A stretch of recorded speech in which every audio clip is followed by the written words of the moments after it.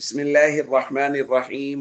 عن أبي هريرة رضي الله تعالى عنه قال قال رسول الله صلى الله تعالى عليه وسلم: إذا انتعل أحدكم فليبدأ باليمين، وإذا نزع فليبدأ بالشمال، لتكن اليمنى أولهما تنعل وآخرهما تنزع.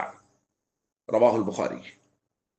نبی کریم صلی اللہ علیہ وسلم نے ارشاد فرمایا، جب تم میں سے کوئی شخص جوتا پہنے تو دائیں طرف سے شروع کرے، اور جب جوتا اتارے تو بائیں طرف سے اتارے، تاکہ دائیں جانب پہننے میں اول ہو اور اتارنے میں آخر ہو۔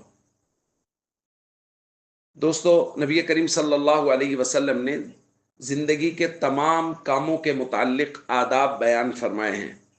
ان میں سے جوتا پہننے کا ادب نبی کریم صلی اللہ علیہ وسلم نے بیان فرمایا کہ جب بھی کوئی آدمی جوتا پہنے تو پہلے دایاں پاؤں پہنے پھر بایاں، اور جب جوتا اتارے تو پہلے بایاں پاؤں اتارے پھر دایاں۔ وجہ حضور نے بیان فرمائی تاکہ دایاں پہننے میں اول ہو اور اتارنے میں آخر ہو، یعنی دائیں پاؤں میں جوتا زیادہ دیر تک رہے۔ دیکھیں، اس کی وجہ بہت آسانی سے سمجھ میں آنے والی ہے۔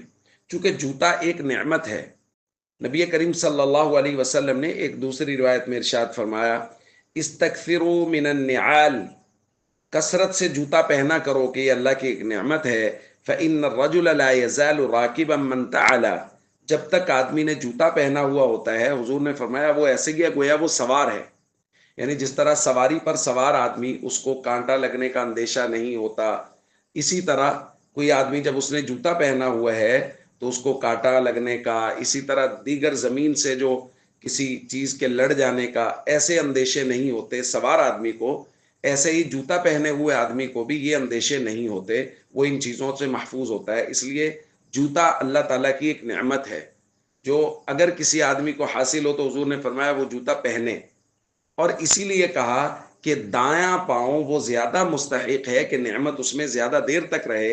اس لیے فرمایا جب جوتا پہنے تو پہلا دایاں پاؤں پہنے پھر بایاں، اور اتارے تو پہلے بایاں اتارے پھر دایاں۔